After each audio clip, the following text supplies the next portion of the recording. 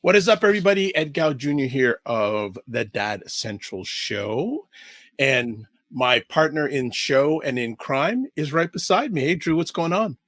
Hi, Ed. Well, as usual, I'm looking forward to another great conversation. The difference is I'm actually a little bit nervous this time because our guest is someone I've been listening to for a long time, and he's doing amazing work in the dad space. So I'm nervous. That's okay, though. Don't be nervous. Be excited. I always say I'm excited. So I'm going to go nervous today, but I'm sure it's going to be a great conversation. Okay. Hey, don't worry. We got your back. So before we go any further, let's talk about the Dad Central Show. It's sponsored by Dove Men Plus Care. Dove Men Plus Care believes care is the best of a man because when men care for themselves and others, there's a positive impact. So, Drew, are you so nervous you can't introduce our new friend? No, I'm not that nervous. But Okay. before I do introduce him, I do want to just let listeners out there know that we love hearing from you. Because we want to bring content that is valuable, that you're going to be able to take away. And as our subtitle is, tools that help you raise confident, successful kids. And so I just want to share a little bit of feedback I have received from a dad who listens to the show because I said, hey, what are you struggling with? Where can we help you? And so there's three things that he shared that I just want to put out there. And if you're a dad who's struggling with it, let us know. And we'll find guests who can talk specifically about this because that's our goal, is to really help you. And so he talks about learning to control his short fuse with his kids at times. Also talks about being able to turn off from work. You know, his job has him on call 6 days a week, and being able to focus on family when he's with them is a real challenge for him. The other thing he says is being able to find time with his wife. With 3 young kids, it's hard. So I want you to know, if you're listening, email us, podcast@dadcentral.ca, so we can build content that's going to help you wherever you're struggling. So to introduce our guest today, though, he's actually got 4 young children as well. I think we just heard one of them before we started. 1 year old is the youngest, so we'll hear more. But Jerrad Lopes, he's a Christian author, speaker, and he's the founder of dadtired.com, which is a nonprofit ministry. It's focused on equipping men to lead their family well, which is exactly what we're here about at Dad Central. So he hosts a weekly Dad Tired podcast, which, this is great numbers, been listened to over 4 million times by men from around the world. And so he and his wife, Layla, have just moved across the country. They now live in South Carolina with their 4 children. And personally, as I said, I've been listening to his show since about 2018. So this is an honor to be able to have him on the show and hear from him directly. So love to have Jerrad come on, and let's start talking fatherhood. Yeah, man. Well, as that introduction was happening, my 3-year-old just walked in to have a tea party with me, and I can hear. So, well, that's the reality of dad life. Yeah, man. Yeah, living it out as literally as we speak. Wonderful. So, look, thank you for taking the time, and again, moving across the country, 4 kids, wife. So we really appreciate you taking the time, because I know time is the most valuable thing you have, especially as a dad. Yeah.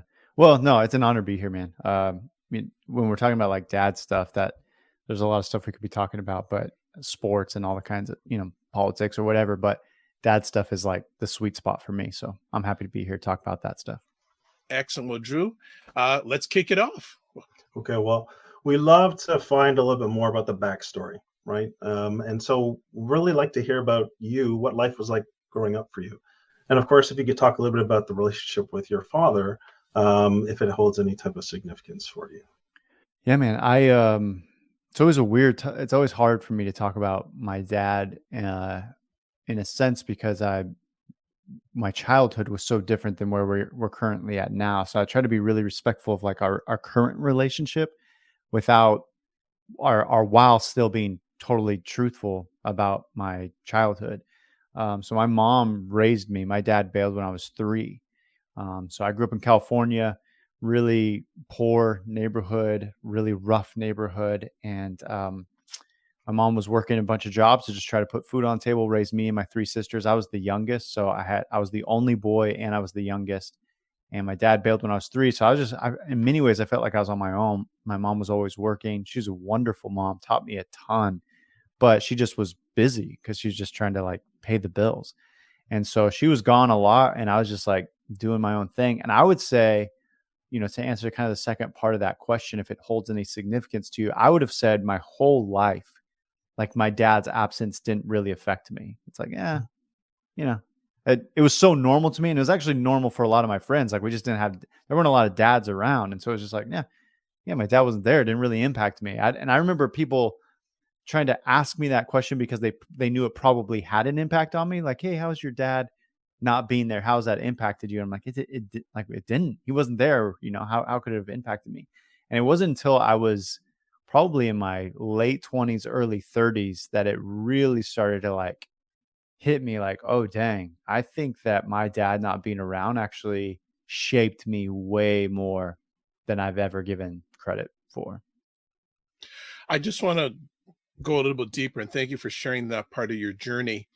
Were there some things that sort of brought that to your light? Yeah. Any sort of events that you can remember that saying, you know what, this has had an impact on me? Yes. Well, so I think my game plan as I started getting into like young adulthood was to be a good dad and to be a good husband. I didn't have a dad around, so I knew like I was excited to be a dad. And my focus was, I want to be the dad that I always wanted to have. So I remember really specific memories of playing basketball in the driveway alone and picturing my dad sitting there coaching me. Every time I say that, man, like I feel like I have to fight back tears, even right now as I say that, mainly because I think about my son. And I think about if that were his reality, it's just heartbreaking. And I know there are a ton of boys right now who don't have dads around, and they're doing that. They're wishing their dad was there. But that was my story. So I remember playing basketball, my son, and wishing my dad were there, and he wasn't. And so I always thought like I want to be the kind of dad that I longed to have as a boy. And then I became a dad, and I got married and we started having kids. And I remember thinking too, like, I'm going to be the husband that I knew my mom always wanted or needed in her life. And I was so motivated. Like, I was so motivated to be the best dad imaginable. And then all of a sudden, I found myself really quickly into marriage and really quickly into my dad journey and my fatherhood journey. And I'm like, I'm not nearly as good at this as I thought I was going to be. I would like blow up at my kids, or I was frustrated with them, or I didn't feel like I was being that good of a husband or intentional. And I'm like, I'm failing at this in many ways. And there was actually, I'm giving you kind of like the short version, but there was a season. I say season a lot because they're like, there's just different parts of life, like they come and go. But there was a season of my life where our marriage was like failing. I was a really disengaged husband, super, super selfish. I got married having an idea of what I thought marriage should be like. It wasn't turning out to be the way I thought it should be like. I wanted all my needs met, wasn't thinking through my wife's needs. And we were like legitimately thinking about divorce, who's going to take the kids, what would custody battles look like, that kind of thing. And I decided, it was at that point, my son was 3 years old. And that's the time my dad bailed on me. And so it was like this weird emotional, I'm like, dude, what am I going to do to him? Mhm. What I know has caused so much pain for me. And that's really when I started to like, oh geez, that like all the childhood feelings that I had just bubbled up right to the surface. All those times where I said it didn't really affect me. Like I could tell I had been burying it, and it just all plopped up. And I remember thinking like, I have no desire to go to counseling. My theory on counseling is like, why do I want to pay somebody to tell me I suck when I already know I suck? Like those were my 2 cents on counseling. So I'm like, I don't want to do this, but I really had to swallow my pride because I'm like, I can't figure this out myself. I'm not doing a very good job. I've tried and I'm not doing good. So I just swallowed my pride, went to a counselor. And one of the first things the counselor said was, how do you think your father's absence affected you? And again, I was upset because I was like, he wasn't even there. What do you mean it impacted me? And they went on for the next several weeks to basically unpack, to make direct connections to here's your dad's absence, and here's how that's been playing out in your life. And that's when it really hit me to answer your question just directly is like, That's yeah, fantastic. No, it's one of my mentors when it comes to this helping fathers said that every father has a father. The question is, where is that father? yeah, that's right. So thank you for being so open, because I know it can be still challenging at times. Yeah, for sure. But and kind of the way I started that to answer that question though is what's crazy, man, is my dad happened to call me Oh, while wow. I was at like when I was in the middle of that counseling. I talked to my dad maybe once a year from the time I was 3. We know it wasn't like hostile, but we weren't like close by any stretch of the imagination. He calls me when I'm in the midst of all this stuff and says, "Hey, I'm coming up." I lived in Oregon at the time. He was in California. He said, "I'm coming up with my new wife." I didn't even know he's married. He's like, "I'm coming up with my new wife, and we'd love to have dinner with you." And I was like, "Sure." I'm like about to get divorced. So Oh, I'm in the gosh. council and all this stuff. So he comes up. I take him to this really nice dinner. Or this restaurant. You can oversee the whole city of Portland, and it was a really fancy place. And we're sitting there, and he dives into some small talk thing. How are the kids? And he didn't know I'm like carrying around this like heavy bag of baggage. And I just tell him, I'm like, "Dad, I'm really struggling right now in my life, and I'm really struggling with the idea of how you left me." I said, "I'm not mad at you and I forgive you, but I just need to know what was in your head when you decided to leave because I'm going through similar stuff and I can't imagine leaving my 3-year-old son right now. Like I just can't even fathom leaving him. So I just need to know where your head was at." And I start weeping as I ask him this question. And man, he owned it as a man, made Mhm. no excuses, didn't dodge away from it, just like sat in all the uncomfortable, awkward stuff in the middle of a restaurant as I'm crying. I blindsided him and he owned it. And he said, "I apologize." Like he apologized and he said, "It's the biggest regret of my life. I think about it every single day." And I don't think he couldn't have ever brought that up, but me bringing it up was like the doorway for him to address it and say he was sorry. And since then we talk every week. And so it's been really, really cool, but man, yeah, so that was a really healing moment for me, but it's huge different context from when I was a child to where I'm at today. Mm. Drew, I'll bring it Jerrad, back to you, but I just say if we stopped right there, I'm good. Mm, Just there, that message for fathers and men right there. More men and fathers need to hear that story. mm, I'll give it back to you, but thank you. Just there, my heart is full already. mm, yeah, well, yeah, thank you, Jerrad. Hearing you share the first part of that story and kind of what you were going through as a young dad, and when you had to go into that stuff in the past, it sounds so much like what I experienced. mm, And so it's very powerful to hear another man, another father share about those challenges, feeling like you're failing, but having this desire to be the best that you can be. And that's exactly how I started mm, Connected Dads, which was my coaching and my belief that I needed to connect with other dads to be the best that I could be, to show up at my best for the people who matter the most, which was my family, mattered the most to me. And so um, I really connect and resonate with your story from that perspective. To Ed's point, that message is one that I think dads everywhere need to hear, no matter mm, what age or stage, is to be able to take ownership of what they've done, and then be willing to take the next steps to be able to make it right or to move forward in a more positive way. So thanks so much for sharing that, Jerrad. I want to know more about the aftermath. Obviously you're now connected to your dad, you're talking, but what did that do for you when you heard your dad own it? mm. What's interesting, man, is I imagined that it would be more healing than it really was, if I'm totally honest. Mhm. I thought it would be a switch to hear my dad say, "I'm sorry. I love you. I've always loved you." I thought that that would like heal a lifetime of wounds, and it didn't. Um, and so I think there's just good expectation for somebody. Like if they're longing to have that kind of reconciliation with their dad or maybe son, if they're an older dad and need to do that with their son, and you think, okay, I'm just going to do it, and there's going to be a switch. I guess maybe a close analogy would be when there's a fight with your spouse and you say you're sorry, you kind of hope that it would just all go away. And it doesn't. There's still work to be done. And I see this actually a lot in men. Men will finally confess something, or they'll own up to something, or they'll say, "I'm sorry" for something. And it took them a ton of courage to do that. And their wife doesn't heal right away. They need to process it for a long time. And husbands, I've seen a lot of times get upset. 'Cause like, I said, "I'm sorry." I said I'll never do it again. I said it like I'm, why do you keep bringing it up? And that's just because healing takes time. And I learned that.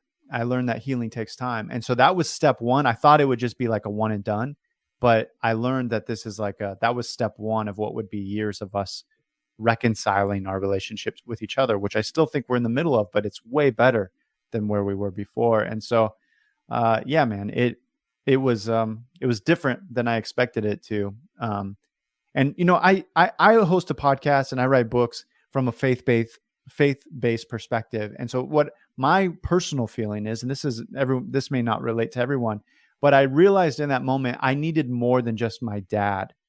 I needed something even bigger than just my dad's forgiveness. So for me, I found healing in God and like bigger things, because dad alone wasn't able to fill that gap. And that was a big thing, big realization for me. Mm-hmm. Yeah, it's very powerful. Really, thanks for sharing that. Maybe I could stay on this. Ned, is there anything you want to pick up on from this, or? Just one other conversation piece. Who has helped you become the father? You're not there yet, but you're certainly not where you were.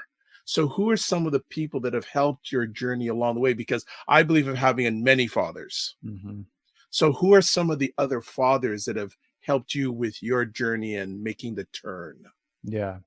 Well, I mean, I've had a bunch of guys in my life from probably young man, early 18, 19, 20 on, who I admire, I had one guy in particular really take me under his wing. I didn't even know he was doing it. Like, I was brand new husband, brand new dad. And he just started to he was a boss technically, but I think he saw himself as a mentor. And he just I literally didn't know. I'm like at his house all the time. I'm at lunch with him all the time. In hindsight, I'm like, he made so many sacrifices to spend time with me when he was doing he was like running his own thing. He's got his own family, his own kids, and how much time he poured himself into me just to have conversations, ask hard, good questions. So he was a huge shape.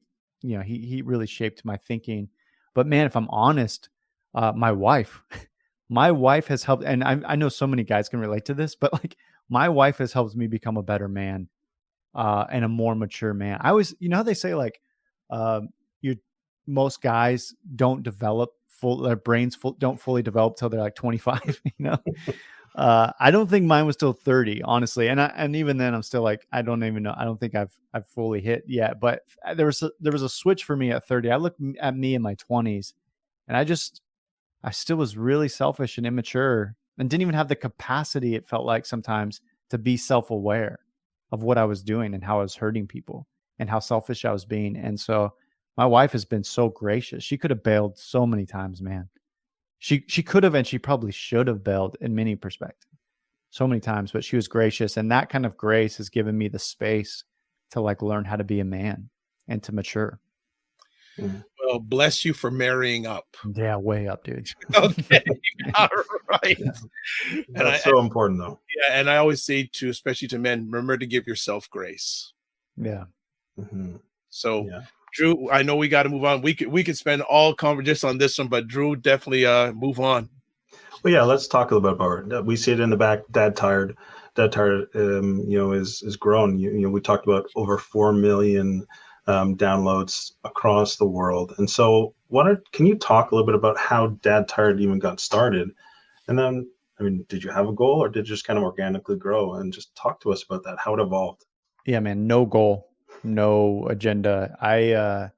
It started in the middle of that season of that really hard stuff, when I thought we were going to get a divorce. And what happened was I started going to counseling. I made the decision, I'm not going to bail. I'm going to stick around. I'm going to have hard conversations with my wife. I'm going to try to figure this thing out. And so I happened to write a blog about that, basically just saying that in a little bit of fancier way. I feel like I suck as a husband and dad, but I don't want to. I want to stick around. I got to make this thing work. So I wrote a blog about that, put it on Facebook. I wasn't a blogger. Nobody read anything I wrote, I didn't have a blog. I just happened to write this thing. It was really just a way for me to kind of get off my chest what I was feeling. And I put it on Facebook, which was a very millennial thing of me to do. let me share with the world. I'm at the high end of millennial, but let me share with the world what I'm feeling. So I don't always recommend people do that, but I did that, and all these mommy blogs picked it up. One huge mommy blog in particular shared it with their audience, and then it just went nuts. Like all these people started reading it and sharing it and reaching out, and I knew nothing about that world. I was like, what is happening? And all these guys started to message me on Facebook in particular and said, hey man, I relate. Like, I feel like I suck as a husband and dad, but I don't want to. Like, I want to get this thing right. And so I literally just started to channel those guys into a group on Facebook, a closed group, so we could talk to each other. Because I'm like, we probably could use each other's encouragement. So I started to do that. And Facebook said, what do you want to call the group? And almost as a joke, it was just like Dad Tired, And so that's how Dad Tired started, literally. Had no plans of starting anything. And then those guys, as I was posting more, those guys were like, hey, you should start a podcast. This was 7 years ago. Podcasts were like still really new. Not many people were listening to them. I just took my phone and my headphones and just started like recording raw emotions on the podcast, put it on iTunes. And at that time, there were no real things for dads back then. There was nothing. There were no podcasts for dads. And so iTunes ended up featuring it. And then it just like, it took off. I always say like I got tricked. I believe in God. I feel like God tricked me into this, like I had no desire to do any of this stuff. So the fact that I'm doing it full time now is just insane to me. What was the first podcast? Remember that memory? Oh man, I don't know what the first one was. All of them were just me in my living room or my bedroom, just whatever I was feeling that day. Like, did this today, failed here, yelled at my kids today. And then just would try to be self-aware enough to be like, how do I fix that? How do I not do that? Or why did I do it? And so, yeah, those early days were just really, really raw. No editing, just like throw it up, see what happens. Well, Ed, if it's okay, I'll hop in here. To me, you took a leap, a risk, some might say, to put that out into the world. Yeah. But clearly your vulnerability, I'm going to say courage as well, to put it out there, it connected. So can you talk about the importance or how that relates to what you're seeing as far as the growth of Dad Tired and what people are relating to as you are raw, as you are vulnerable? Can you talk a little bit about that? Yeah, I think we have an interesting culture as men. I don't know. Do you guys, either of you watch UFC? Are you UFC fans? Okay. I have watched UFC, not Okay. recently though. Okay. So I'm a big UFC fan. I've got some friends who fight in UFC, and I geek out on it. But there's this guy, he's brand new. He's from the UK, and his name's Patty. They call him Patty the Batty. He's just like this crazy guy, and he's really goofy, and but he keeps winning. Nobody expects him to win, but he just keeps winning. You would look at him and you'd be like, that dude would never win a fight, and he just keeps winning these fights.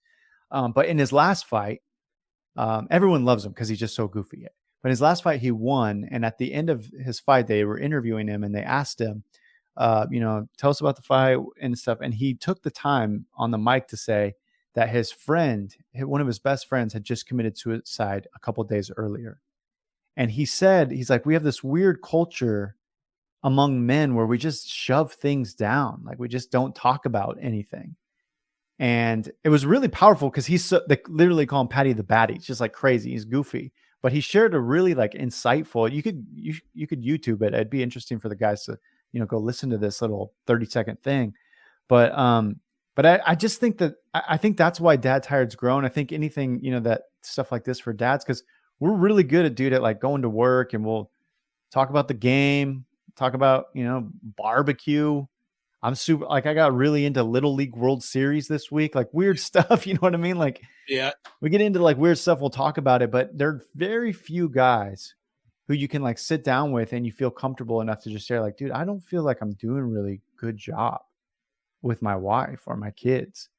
I have a good friend who's a Navy SEAL, and he's like, I can crush it at a lot of things. I'm really good at work, and I just can't seem to like connect with my wife on this emotional level, like what guys are talking like that, So it's just, we need it more, but it's really, really rare.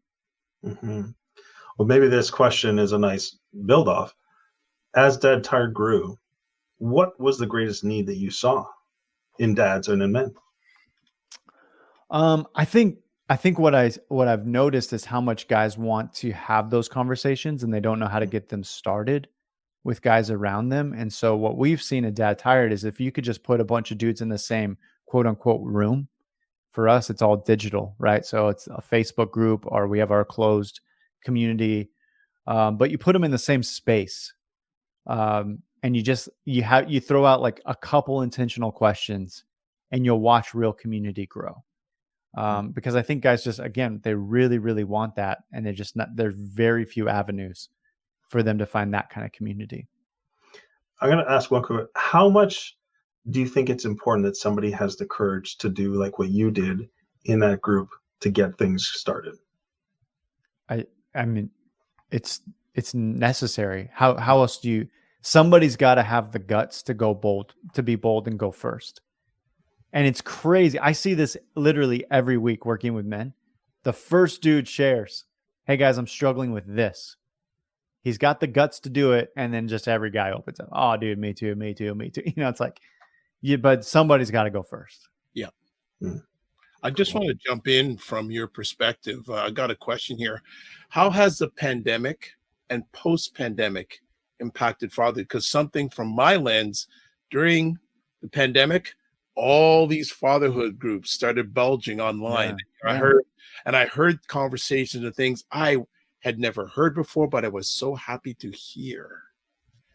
What was going on? What did you see about fatherhood in your lens during that time and post-pandemic? Well, we're not fully, but you know where I'm coming from. Yeah.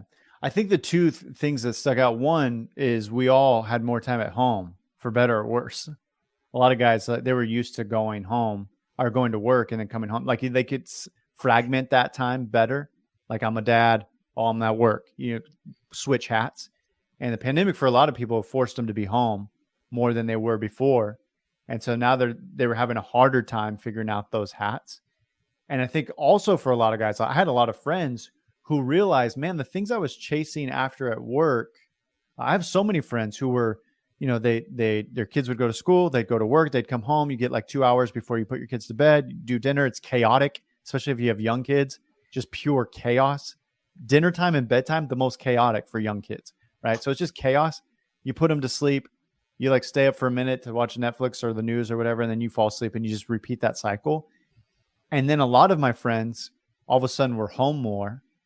And they were like, "Oh man, there's like another world of connecting with my kids that I didn't know about." And what that forced them to do was really start to value, I don't know if I love my work as much as I thought I loved my work. Or maybe I want to be home with my kids more. How do I figure out my lifestyle so that I can connect with my kids on a deeper level? Because just the bedtime routines and nighttime routines is not satisfying. So that's not an answer to anything, but that was just an interesting observation, is how it kind of shifted priorities for a lot of dudes. Cool. Drew, go ahead. Well, I think in that, being at home more, seeing more of the reality, but also saying I want to connect, there are questions of, well, how do I?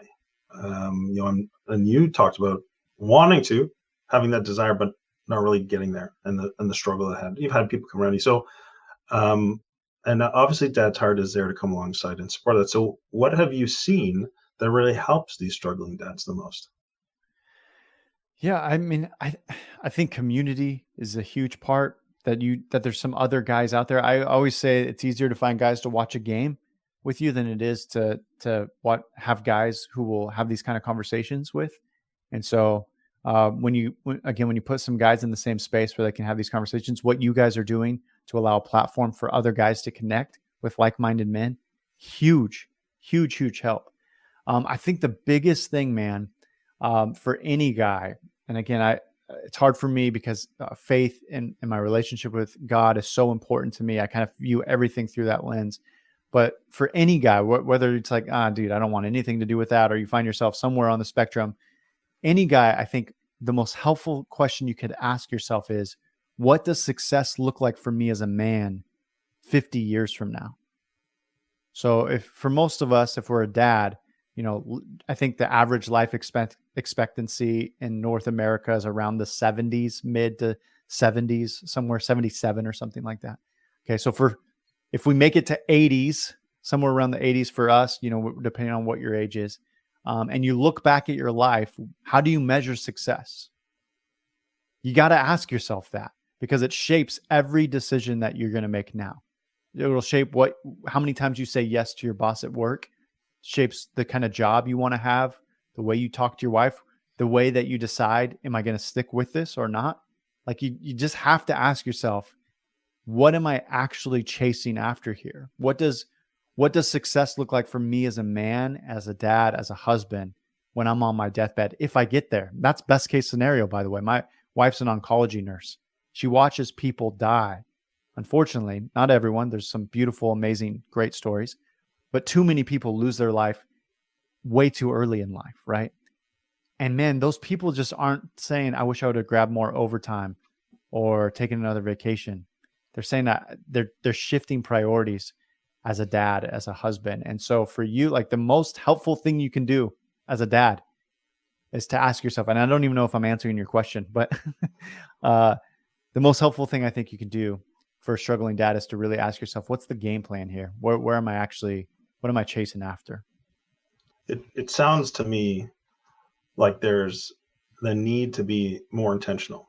I think that's what I'm hearing as you're sharing that. Right? You by asking yourself that question, you're being forced to look at, what am I doing today, and how is it going to move me closer to where I want to get 50 years down the road, or 40 years down the road, or whatever. Yeah. And so you can then be more conscious about the choices you're making, as opposed to maybe allowing life to just carry you along, or you just get stuck in a rut or in a routine, which I think I've also heard dads sort of lament. Like, I don't feel like I'm even in control of my life anymore. I'm just kind of going through the motions, right?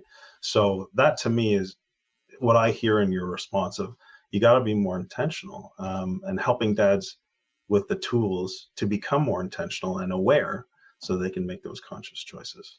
Yeah. If you don't set the intentionality for your life, other people most definitely will. Yeah. Your boss, culture, somebody's going to tell you what you should do with your life. And you run that on that hamster wheel, you're going to find yourself exhausted. Mm. I think there's a lot of dads who are there or have been there.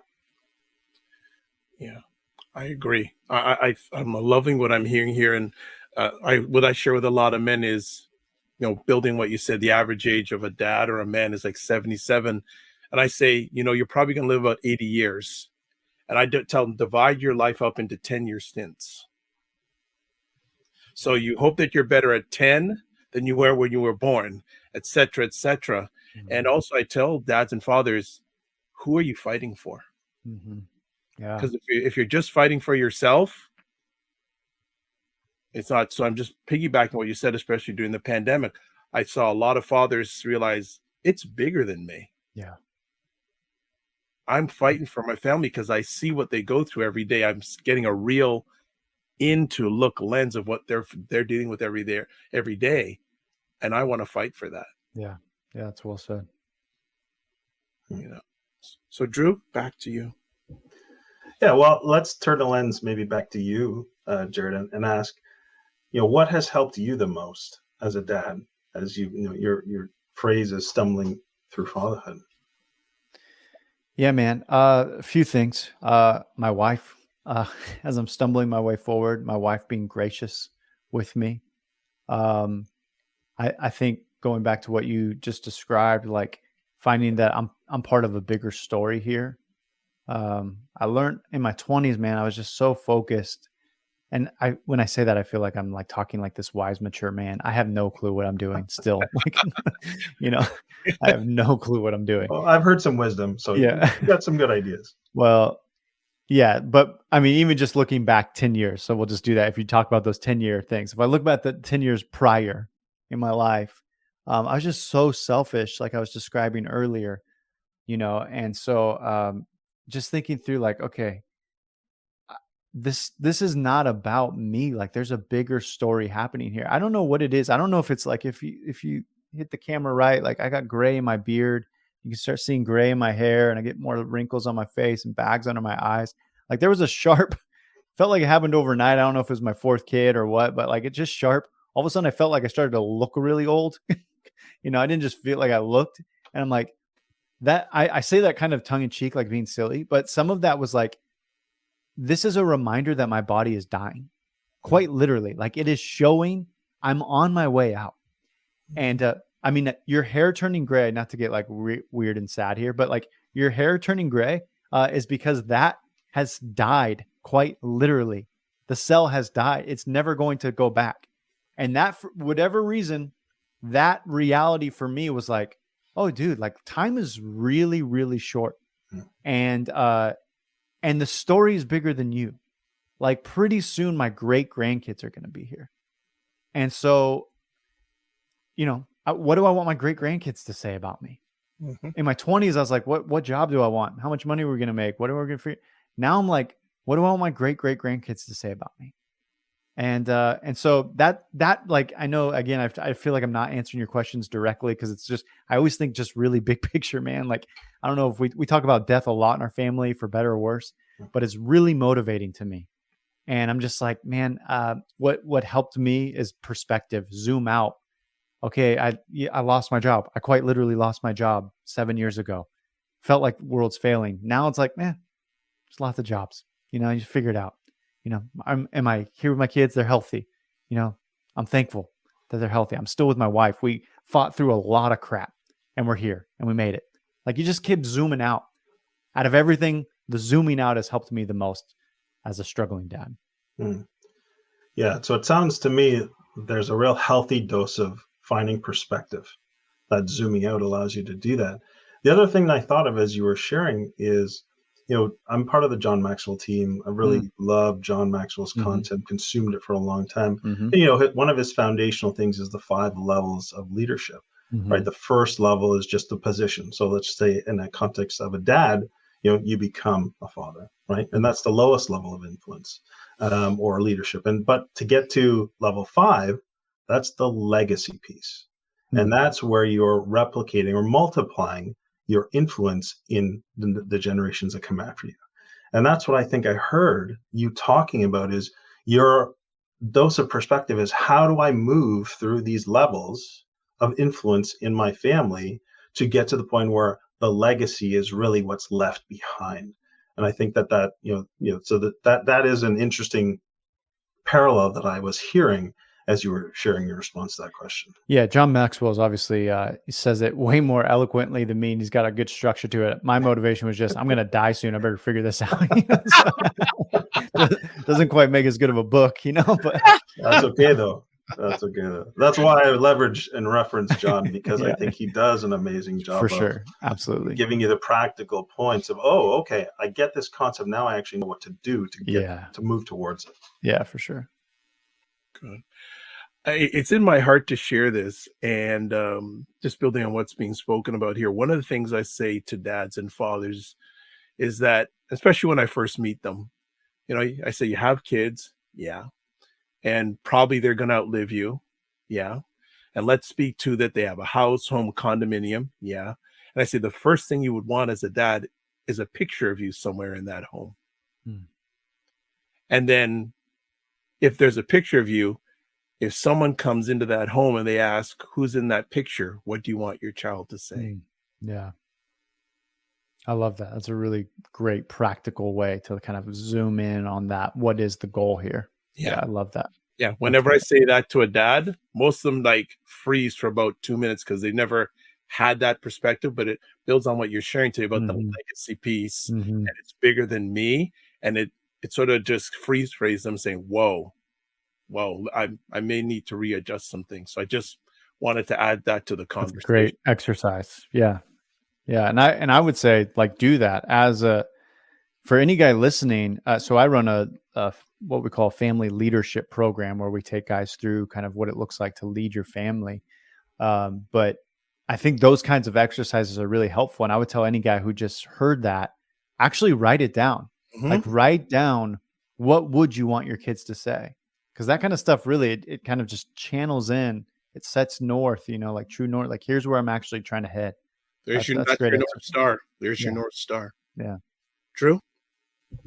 Well, why don't we again ask one of the questions I like to probe dads of, like, what's your proudest moment as a dad?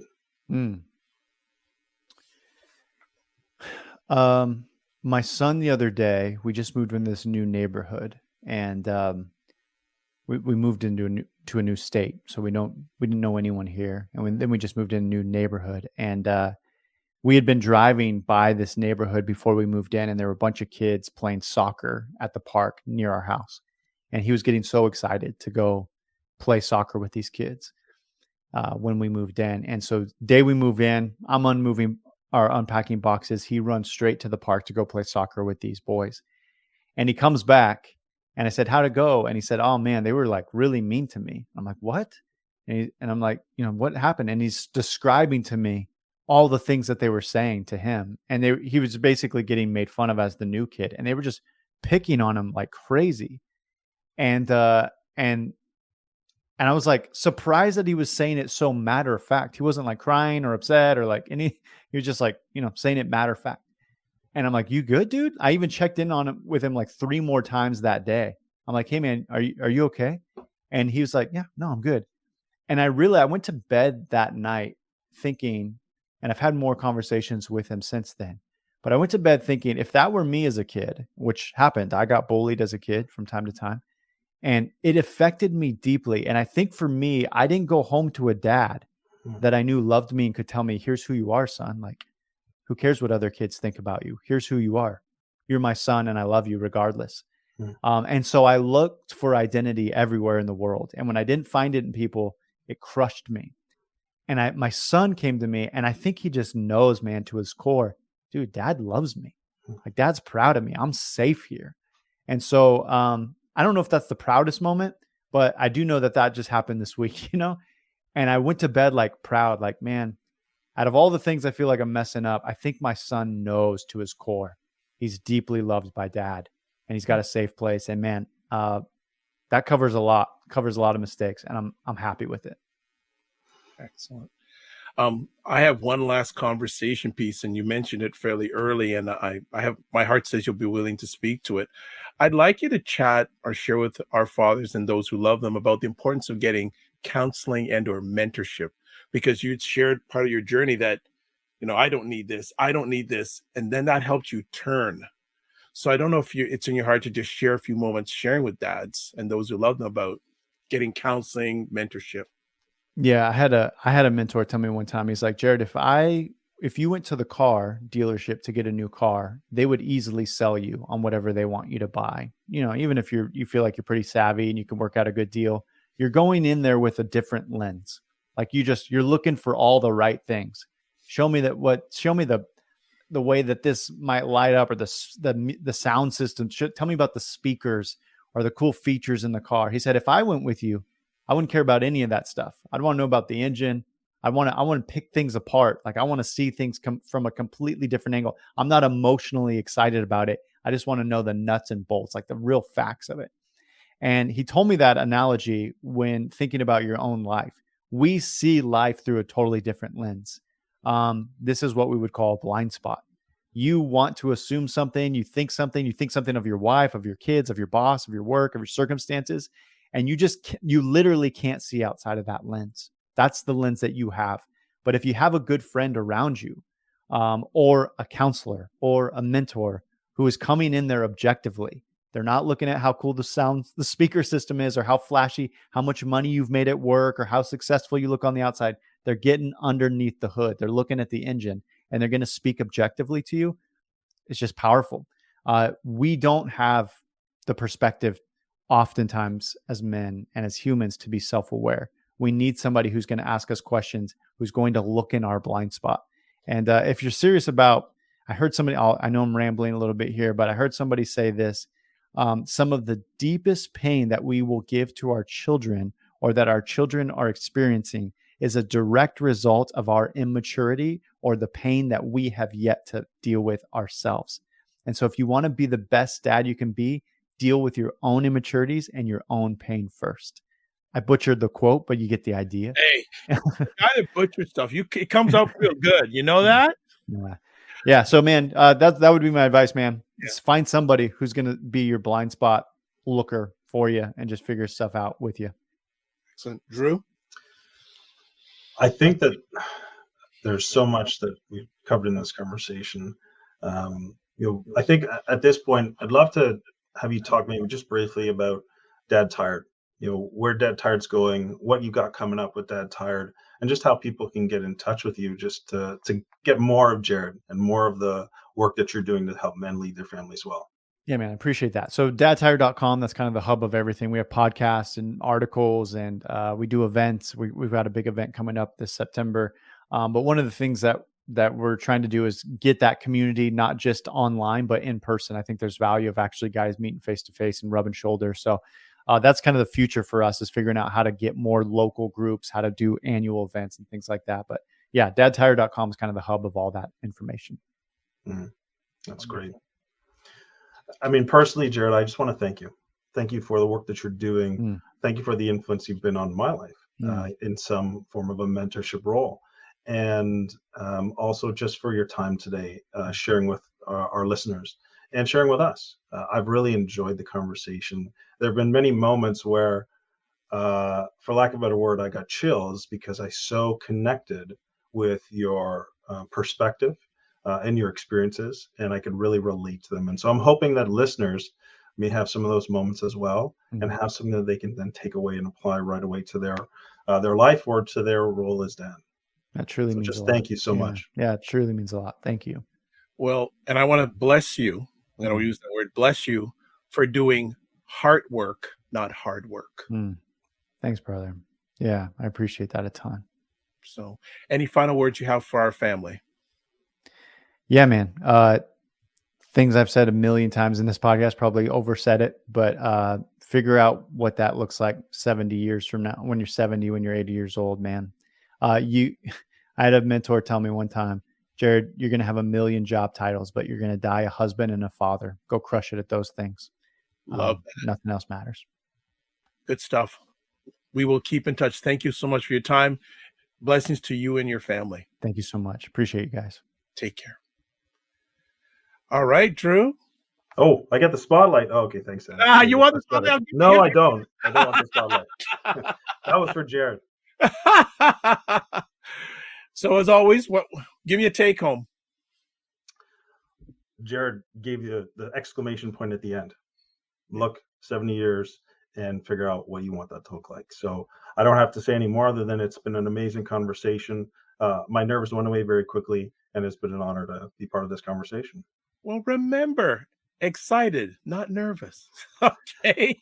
Just being honest, Ed. Hey, that's all right. And sharing the truth. So that's all right. That's all good. That's all good. So another epic conversation on the Dad Central Show, which is sponsored by Dove Men Plus Care. Dove Men Plus Care believes that care is the best of a man, because when men care for themselves and others, there is positive impact. So we're loving it. We're loving. Keep on doing it. Keep on contacting us. And the best ways you can do that, podcast at dadcentral.ca.